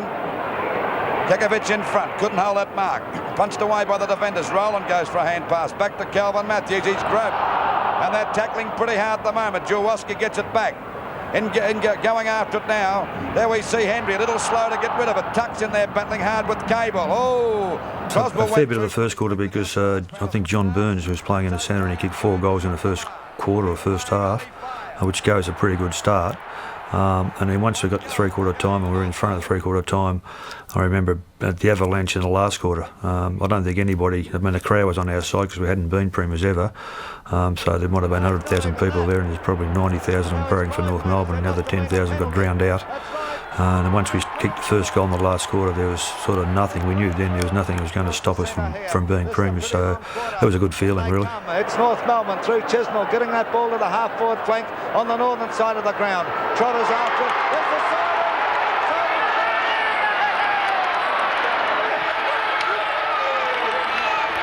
North Melbourne's first ever flag, and the final scoreboard now reads at the MCG in the 1975 grand final. The final scoreboard reads North Melbourne 19-8, 122, Hawthorn 9-13, 67. No one was going to beat us that year in the grand final. Just the atmosphere and that down the club was sensational. I'd been involved at the Yarrawonga in their first ever premiership, and I knew what a great thing it was, but also for North Melbourne people that had were starved of success. To get your first ever, I think, is always the greatest premiership. There was a group of people that met I think then on a Friday night. They subsequently got it to be a Saturday morning, and they were big betters, these people, and more so on racing, but also football. I could name a lot of people, but I won't. And after the first 4 losses, someone piped up and said, well, what price why this happened I don't know, but what price North Melbourne for the premiership? So it was there was a certain person of the group that offered 80 to 1, on the proviso that they had to have bet $1,000, minimum of bet of $1,000. So it was 80,000 to 1,000. They couldn't have 800 to 10, which I might have been inclined to have because maybe I could afford the $10. And anyway, the same fellow laid it three times, $80,000 to 1,000 to win the premiership. I think 2 of the 3 had now passed away, but the fellow that took the bet, he's also passed away. Not that long after the grand final, he paid the money out of the same briefcase.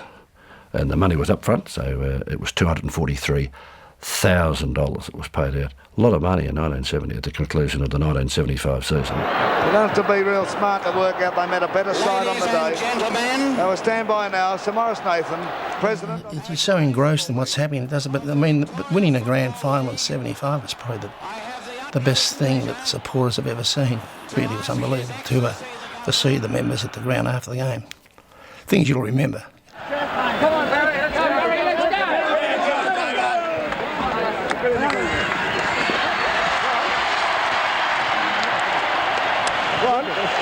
Get a few words with. Who's this?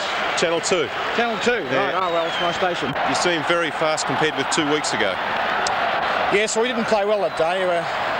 The ground didn't suit us. We're not a big side, so we need sort of firm conditions, really. Was the ground the difference, do you think, or not? I don't think Hawthorn having one game in a month would have helped them, but sort of we built up and we got a lot of confidence from last week. Especially in that last quarter, you took a lot of big marks. Well, these things happen in the last quarter and blokes are a bit tired. Marking power comes out then a bit. That'd be enough. Particularly in those days, football clubs were district clubs, and the whole district, you know, they were. If the team was up, the whole district was well. If the team was down, the district was sick, and it was just a wonderful thing for them to win their first premiership, yes. Being the first one ever, and over a 50-year period, I mean, it really did include a lot of people in their 70s and 80s and were down at the ground on the night that we won their first premiership, and the scene was absolutely unbelievable. Never be seen again. And, you know, it was just great for all of us to have been involved since we were all young kids ourselves, and to see it all come to fruition, and to see the joy and the excitement and the smiles on the people's faces. It was just one of those scenes that you never forget.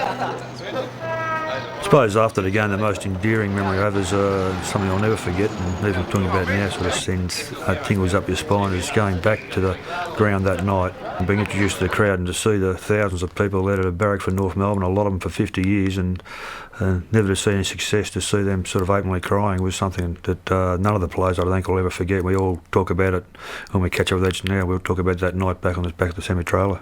Yeah, it was terrific. It was something that we'd all aspired for. Even though when you first go to a football club you want to have success, but you don't think it's going to come readily available as it did. But of course you put a lot of hard work into it, and the disappointment of 74 I think was a spur for us as well. The elderly people who'd followed North for 50 or 60, 70 years, to see them crying, they were so happy that they'd finally won a flag, it was absolutely sensational. Only been into one grand final the whole time that they've been in the league. No, it was a good night. We went to the Southern Cross first, and then went back to Harden Street after that. Just people everywhere. It was just incredible. I mean, by the way, I've never seen a bad premiership. By the way, you know, even Gidgee upper thirds. You know, every premiership's been pretty good, but it was. And I think I don't remember if Brass or Shimmer said it first, or someone, or Barry Davis, the captain, might. Just said it was just to see the people, they're just crying. People were just weeping. Club that was totally bereft of success for 50 years. And all of a sudden you saw elderly people from Kensington, hard-working, salt-of-the-earth people with tears in their eyes, crying. You thought we discovered water in this day and age. You know, there must have been an oil spring underneath Arden Street.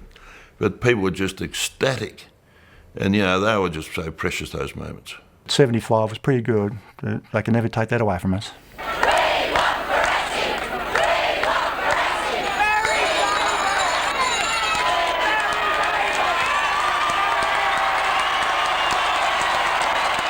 The reason why it's one of my favourite sort of memories, that these people, they were just so thankful, glad, happy, delirious. You know, it was just. I had people coming up to me at the up at the Southern Cross, which is now gone. Oh, Ron, thank you very much. I can die happy now.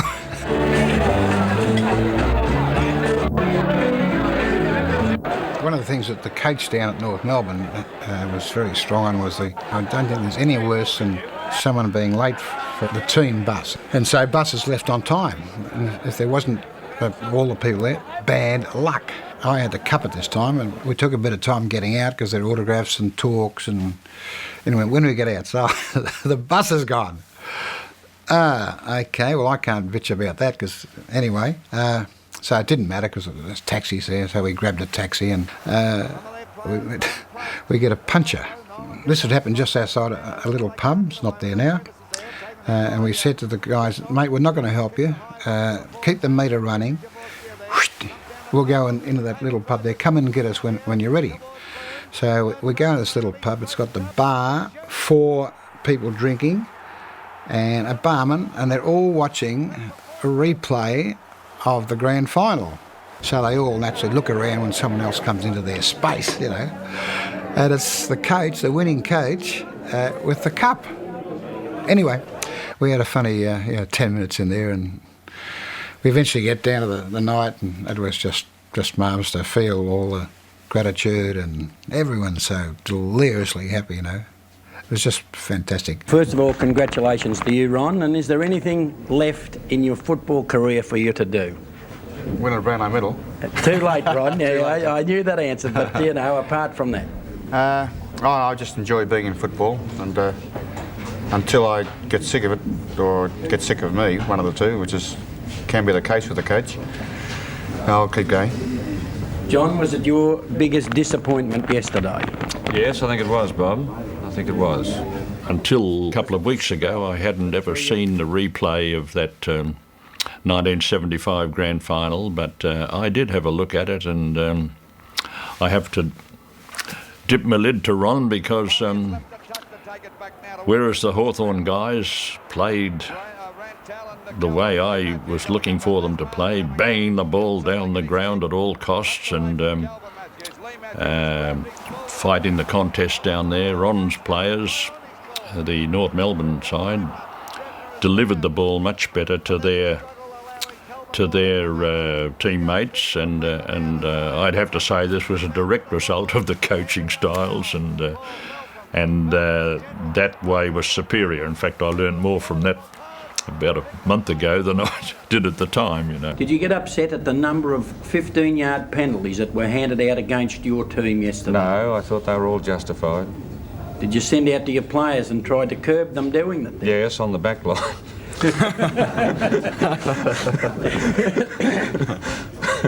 Another hour and a half later, the bus is waiting outside, guys. It's going to leave in 5 minutes to go back for you to pick up with your wives and your girlfriends. So I missed the thing again. So they were probably looking a bit grumpy, and this big policeman comes up. He said, "Ron," he said, "what's the matter, son? You just won the club's first premiership. You look as though you lost your last dollar." I said, "We missed the bus, and how are we going to get back to the Southern Cross?" He said, "Perhaps I can help you. Follow me." So he swivels round and goes through the crowd. The crowd just part like Moses parting the waters, and we follow on behind, and we go about 60 metres out into the car park. He stops, looks over his left shoulder, and I look over his right, and there it is, the divvy van. He knocks on the back door, opens it up, and there's a bloke inside. The bloke's looking at him, and the copper said, "Mate, this is your lucky night. Piss off." And his face just went beam, happiest beam I've ever seen. Fantastic. So out he goes, and then we go, and we get up there. It's fantastic. Last year was harsh and hard and to the point, and I still believe it was true, and I won't take any of it back. But tonight is a different story, and I believe we have learned from last year, and it was a significant reason in our win today. The thing that you learn is that, you win the Premiership on the last Saturday in September, and unless you're in Perth on the next day in Sunday recruiting, somebody else is going to sign the next bloke. So, there's no week of celebration or whatever. You're just hard at it again the next day. And I suppose it's when you're not hard at it the next day that's when you start to lose your way. And, that's what I found. I found that there was never any great satisfaction or relief. You just get on with it the next day because you'd be frightened somebody else might sign the bloke that you were chasing. Wade, Davis, these fellows, what do you think about them? Do you think you can force them into another year? Well, you can't force people to do anything. Doug would be looking seriously at his future because of injury and age, whereas the others have only got to look at the age problem. But we'd like to have them all back again for sure. They've been enormous to that club. They've shown great example to players who otherwise mightn't have been quite as dedicated. Just their attitude, and Cabe's another one of the older brigade. Their professionalism and their pride in their performance and the way they look after themselves and work at their game on the track. They're really great to have around. Up until the early 70s, while we classed football as being a professional sport, it was nowhere near a professional sport, and it certainly isn't when you compare it today.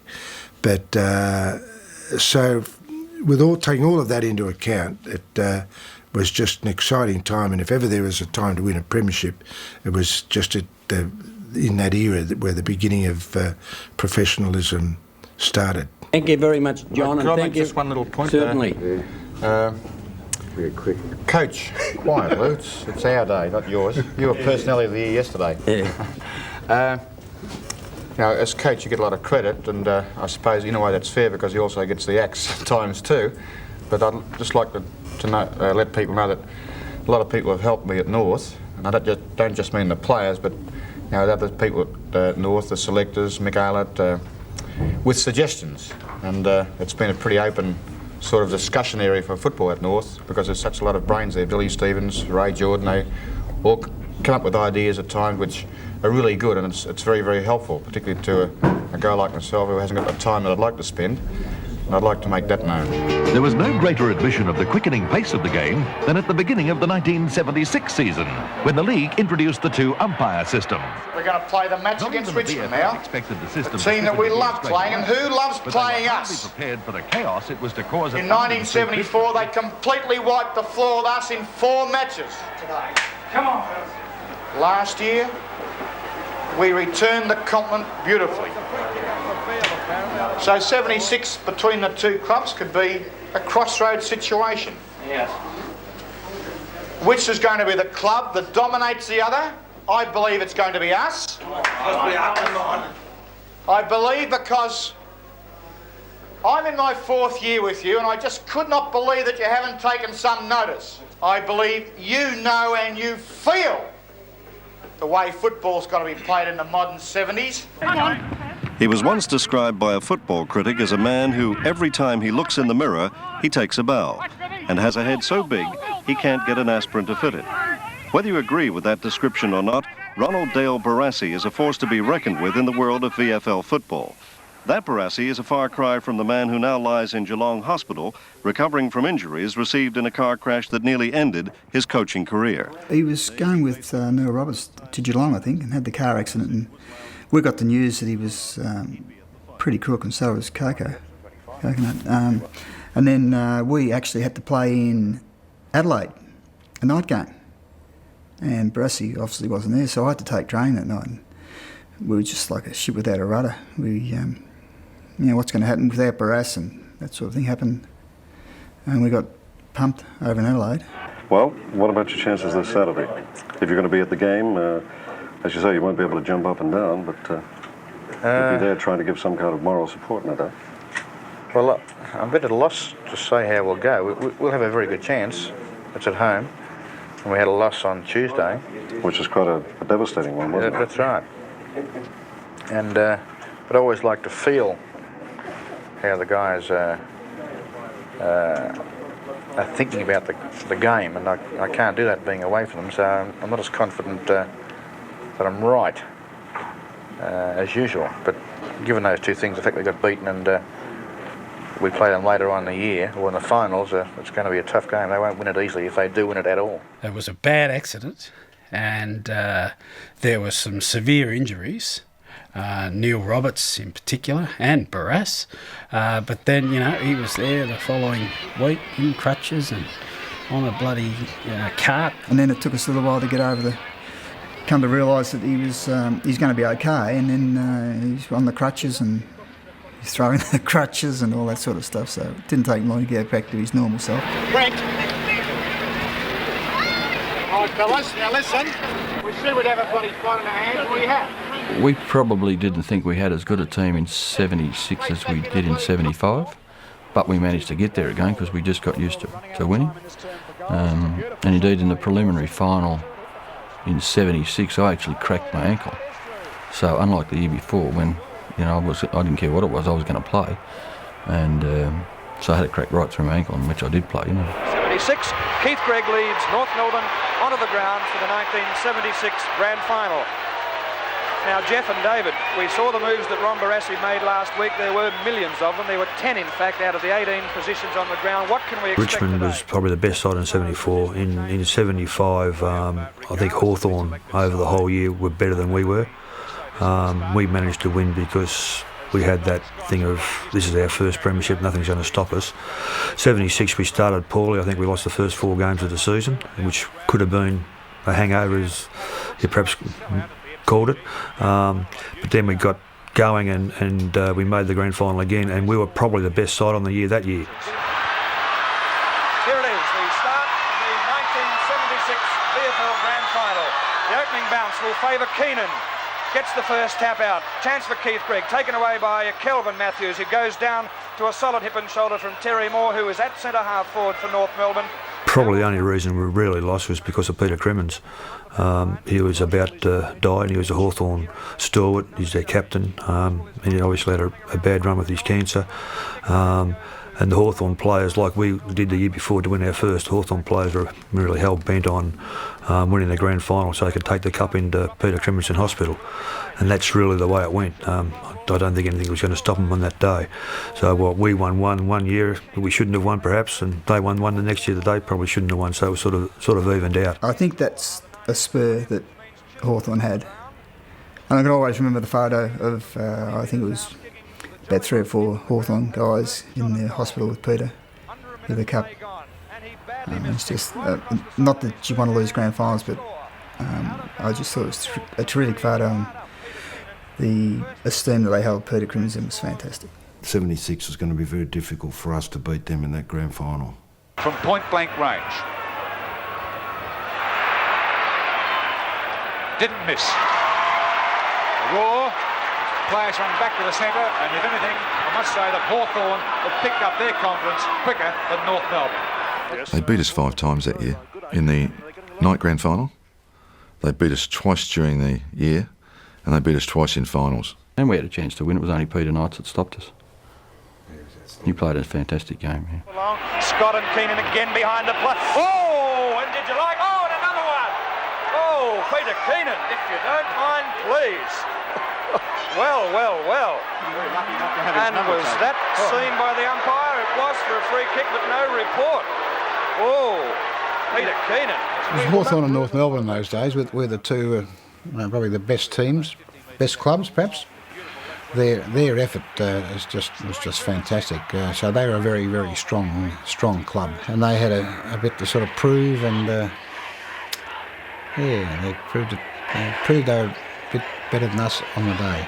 The 75 Premiership, I suppose, will live forever in North's mind. And I remember, I think, in 76, Ron was quoted in the paper as saying that he thought Hawthorn had a vendetta against North Melbourne because of the Premiership the previous year.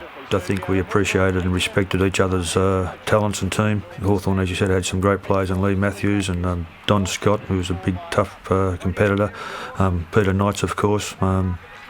There's a lot of them, really. The other Matthews, too many to mention. Calvin Moore at fullback. I mean, there was a lot. Dermot Burden a bit later on, and Dipper. All those blokes that they were a great side, as we were. So when you've got 2 great sides playing all the time, depending on which one sort of comes better prepared to play, is the one that usually wins the game. And I suppose over those 5 or 6 years, if you add them up, we probably won half of them, and they probably won half of them. So they were certainly great contests, and we earned each other's respect. The handball away, and North Melbourne just siren's gone. The Hawks have had revenge on last year. They've won the 76 grand final. The final scores, as they're related, Barassi and Kennedy embrace each other. 2 great sports. The final scores: Hawthorn have won 13-22, 100 exactly. North Melbourne 10-10-70. I hate losing. Everyone hates losing, but you don't mind losing on a day when you're not the best side. We just had to put a stop to this. Enough was enough, sort of thing. And they weren't a better side than us. They might have been as good, but we didn't think of them as a better side over a season, not on a day. We had in those Premiership sides guys like Frank Gumbledon and Ross Henshaw and Gary Cowton, Peter Chisnell, Sam Kegovich, and they were all guys from our local country area. And so our effort was not just Wade Davis and Rantel and the 10-year rule and the interstate players, Blight, Cable and those fellas. I mean, we were just as hard at it in the country and in our local metropolitan area. I thought Keith Gregg was our best player that I'd seen, and I think Cable's up there with him. I thought Cable, and the strange thing about Barry Cable, he's the toughest bloke I've ever seen. pound for pound, apart from what he could bench press. He could bench press more than anyone else at the club. But his courage in terms of getting the ball and putting his head over the ball, we talk about the contemporary jargon now about head over the ball. Barry Kay will never, like Keith Gregg. The 1977 VFL Grand Final between North Melbourne and Collingwood. Through the Channel 7 network. And with that introduction, the VFL Grand Final went live on television around Australia. The North Melbourne Collingwood clash was viewed by more than 108,000 people at the MCG and more than 1.5 million people in every state of the Commonwealth on the 7 network. It was the greatest daytime audience in Australian television history. Few people who tuned in their sets just after 2 p.m. on September the 24th, 1977, could have thought that they were about to witness one of the most dramatic moments in Australian sporting history. We'd played in 3 grand finals in a row and only won one of them. So it was disappointing, and we wanted to make amends for that as well. So we were prepared to be trained very hard, and we approached the season as though we were going to make amends. 77 hurt my knee in the 7th round against Richmond at the MCG. Didn't know how bad it was until I saw the surgeon, I think on the Monday. John Grant said, no, you're gone for the year. Plays on quickly, Wayne Chimblebush. I think we finished 3rd on the ladder, and we lost the last home and away game against the Swans at Arden Street, which wasn't a good thing, and then we lost the first final to Hawthorn, of course. Who else? So when we eventually got back on track, and we got back on track, I suppose, by this is what I put it down to, and Brass probably agrees to a certain extent. He didn't think we were competing well enough. We'd lost our desire to make a contest of every situation on the ground, and he knew that I was very competitive, especially when I was pitted against my brother Darryl. We'd grown up from little kids just competing with everything, whether we were racing frogs in the backyard, playing cricket, playing football, whatever we were doing, always end up in a fight. We're that competitive with each other. So on that night after we lost to Hawthorn, he just sort of gave us man-on-man contests all night to try and get some competition back into us. Very hard work. But he put me against Darryl, and we went at it over and over and over again. And the whole side was watching us, what seemed like 10 minutes. He just kicked the ball back and had to do it again and again. And of course, something had to give in the end. And I actually tackled Darryl at one stage and threw him on the ground, and he broke his leg. And he looked like getting a game that week. So Darryl, in one way, sort of really never forgiven me for it. But I think the whole team got the idea of what competing was really about, and from then on we never looked back, I suppose. Cable. Off hands though, back towards the centre half forward position. Picked up beautifully by Tanner. Tanner fires for goal, and he's put it through. I was there till mid-season, then I got sacked. The great man thought that he and I should part ways, and rightfully so, I must confess. I was injury prone, and I guess the fire in the belly was no longer prevalent. We'd won a premiership, and I thought I got to the summit, and I probably wasn't as driven as perhaps I should have been. So certainly the right decision was made.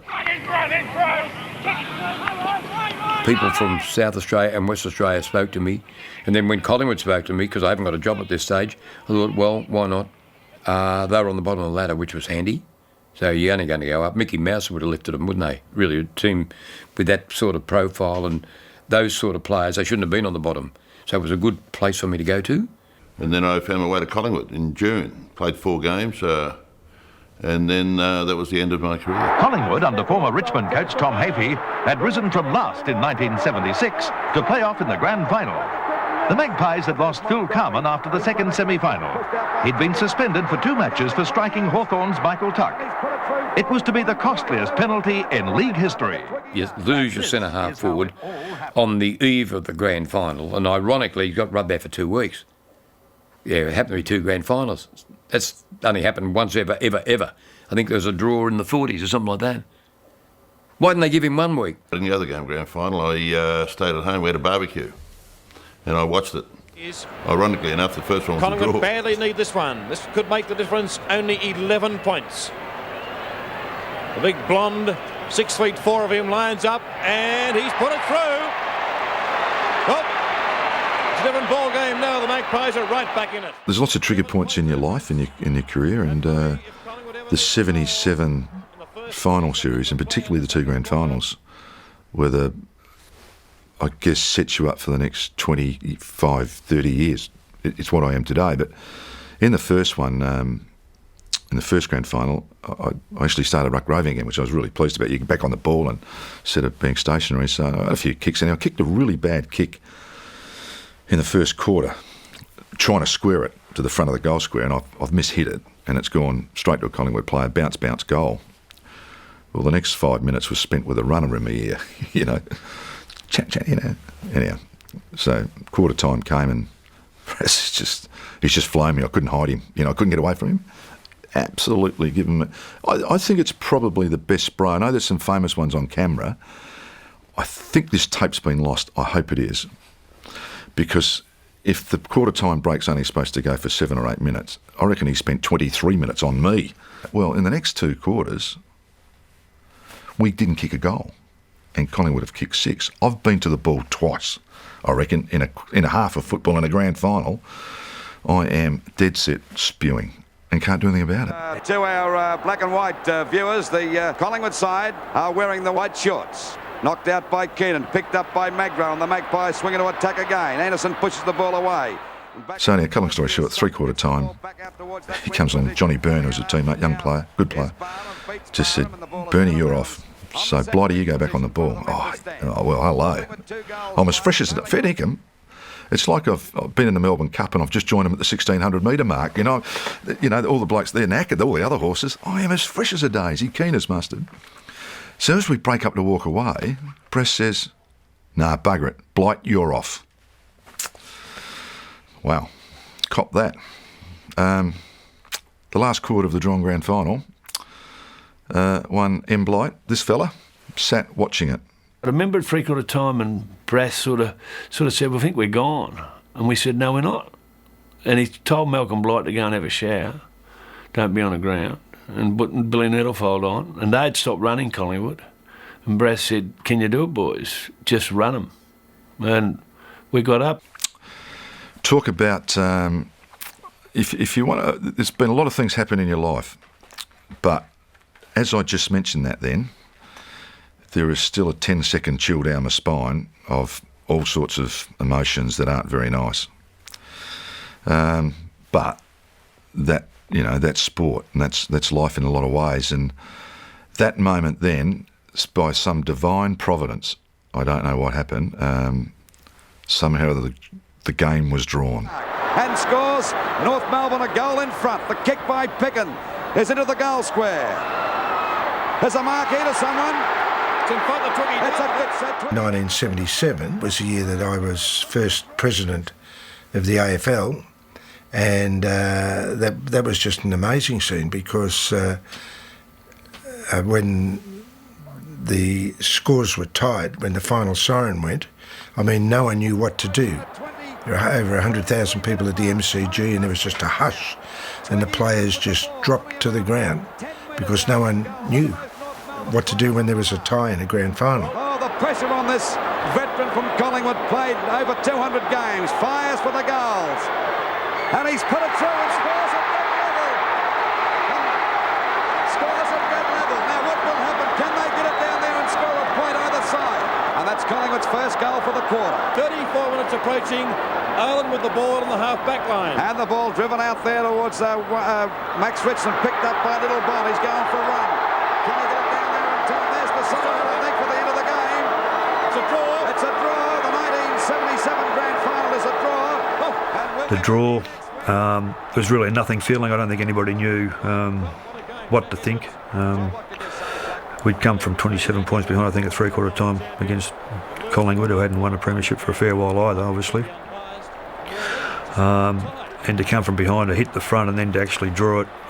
Just looking around, you look in the replay now, most people are laying on the ground. They didn't know what to think. They're holding their heads. They're all sort of, what's going on here? Are we playing extra time, or are we going to come back next week? What's the story? Are we both premiers? It's an eerie feeling.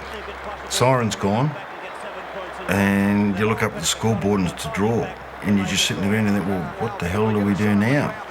And we've played all year for this. There's a bit of a fight going on. Keenan's doing. Someone should tell them the game's over. It's not worth getting yourself knocked out about. I remember punching on with Rene Kink at the end of the game. I chased that Shane Bond and sort of got him, put pressure and kicked the ball. And Kinky went to shepherd me off, so I sort of elbowed him in the face, just to get past him, brushed him. And standing there, he came up and gave me a whack, so I turned around and dropped him. And I was fighting at the end of the game. We, in those days, had the Governor of Victoria always presenting the Premiership Cup. And I noticed, it always happens, about 2 minutes before the end, the Melbourne Cricket Club official who was in charge of the gate where the Governor walked down onto the ground, he rolled out the red carpet, which was the normal thing to do, for the Governor to walk down the red carpet and out onto the ground. But with all the 100-odd thousand people who were there, when the siren went and the match was tied, the only person who knew what to do was the MCC official, because he went to the carpet and rolled it up. There was no presentation by the Governor that day. And that's where Brass was fantastic. He grabbed us and took us in the rooms pretty quickly, got us all in the coach's room, got the wives down as well, got all the wives and girlfriends in, and basically said to everybody that we were going to win the next week. He pleaded with the women to give us all to him for one more week.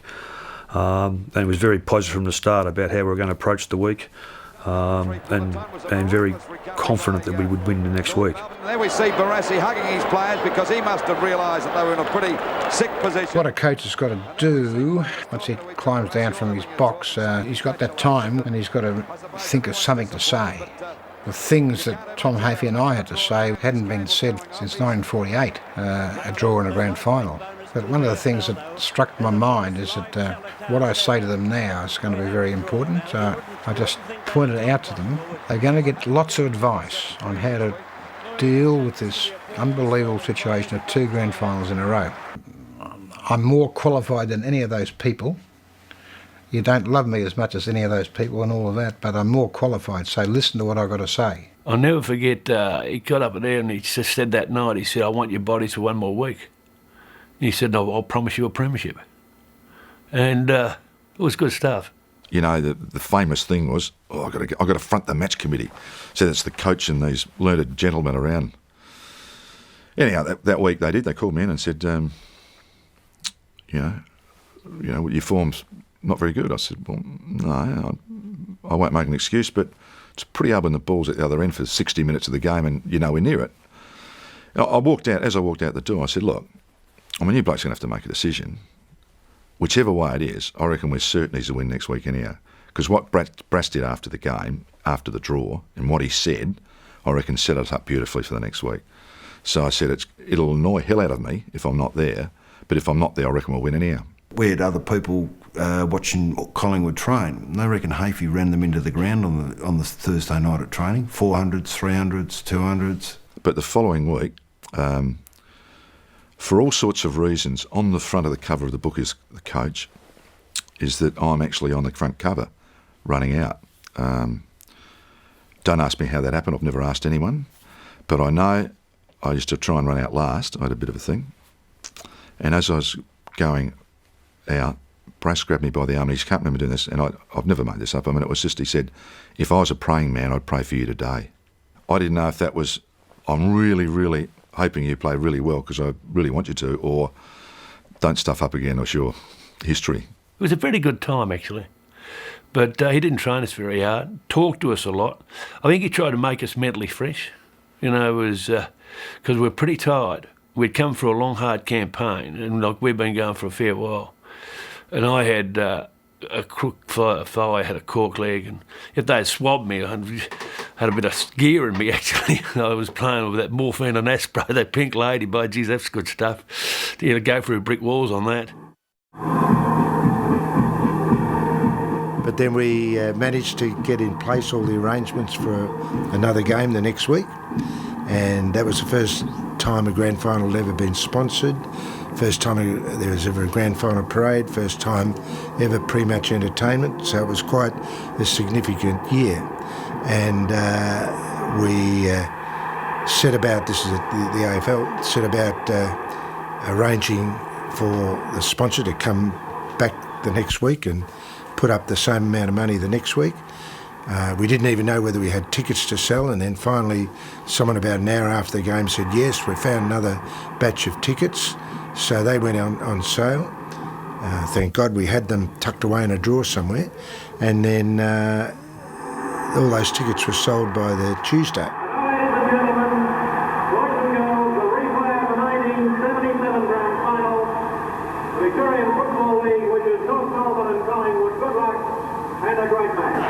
Right at the start of the 1977 grand final replay, Thompson and Keenan. I think Keenan got first tap to it, taken by Magro. The Magpies into attack towards half forward.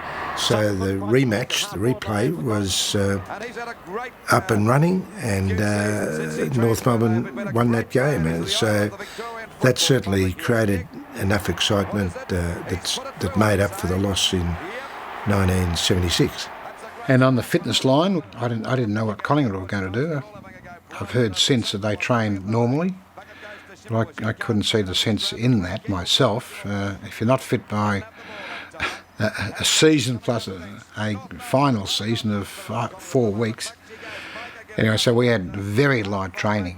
But I think the main reason why I know the scores don't indicate it, but we probably had a comfortable win, I'd say. I think all along we were annoyed that we had to play it again, because we felt we were the better side. I knew they felt that way. They did. I didn't tell them about the AFL coming to me and say, look, Ron, there's a couple of $1 in it for North Melbourne if they get a draw. Coming over now, and we see Byrne drive the ball out to David Dench at centre field. A long hand pass out to Shimmerbush, left alone.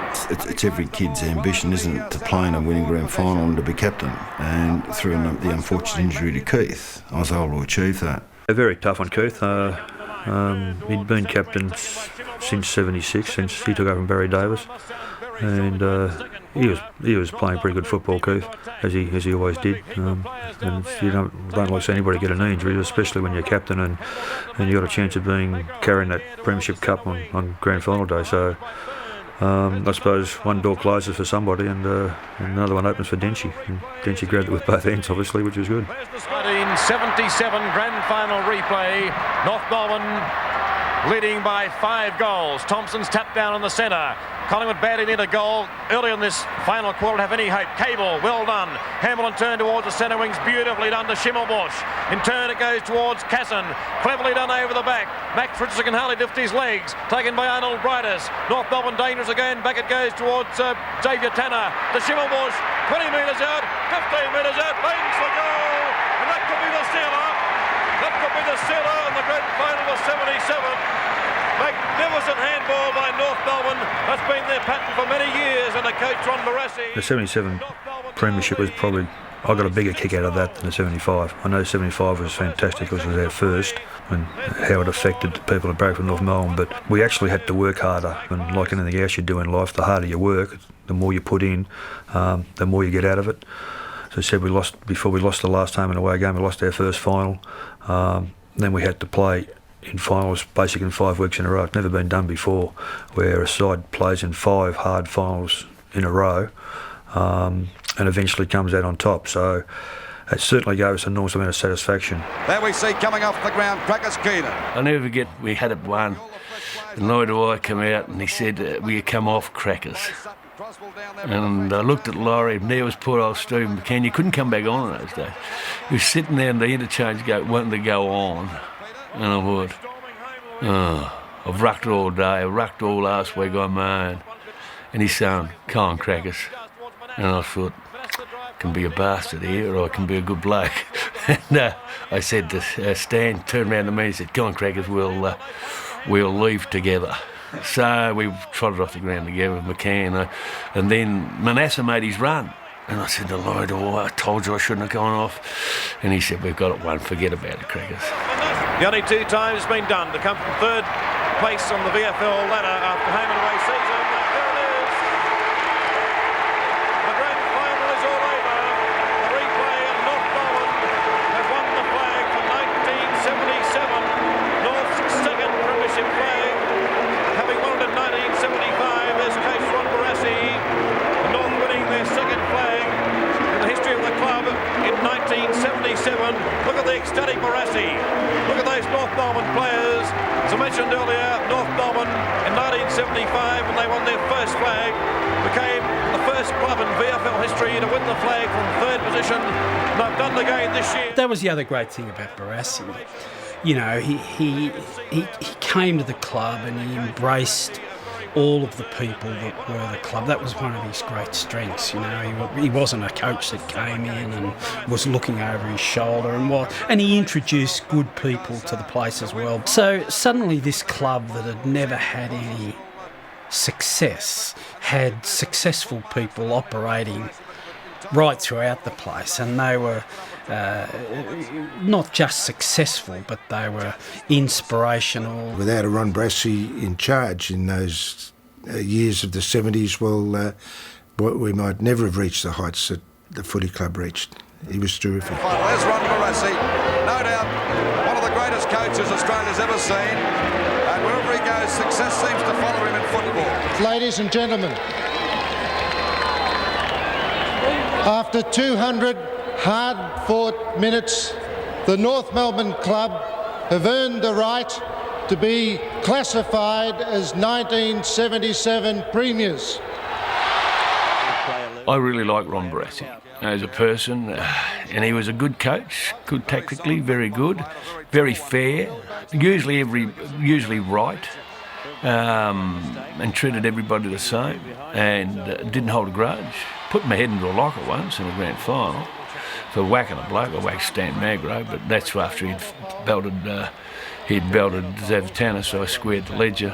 Brass said I wasn't allowed to fight and put my head into a locker. He could be really hopping into you 1 minute, and after the game he could take you aside and buy you a drink, and he'd be your best friend again. He never held grudges, but he certainly let you know when he thought you weren't doing the right thing. He just never ever had a chip on his shoulder. He could give you the greatest burst of all time and have the biggest roaring fight and argument, but 5 minutes later, and that was the way he was with players too. We had a falling out after I whacked Don Scott and missed out in the 78 grand final, and it was probably the darkest time of my football career. I let North Melbourne down, I let my teammates down, I let the coach down. Brass made me go and get changed over in the visitors' rooms. It wasn't that bad, I suppose. Had team meetings on my own. A lot of people love him, a lot of people respect him. The older he gets and the more he does, like belting blokes up in the street and walking on water at Commonwealth Games, I mean, the bigger he seems to get. Coach Ron Barassi. Everyone played a part. Everyone played a part. And to have it all wrapped up in a lot of grand finals in a row and a couple of premierships in the 70s was a very, very nice reward. 1977 VFL Grand Final Cup, North Melbourne.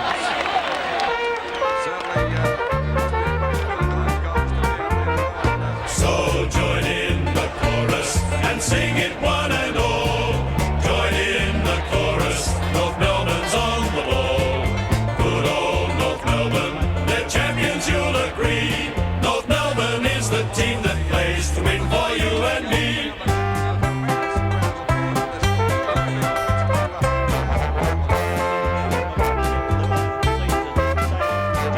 Good old North Melbourne, they're champions, you'll agree.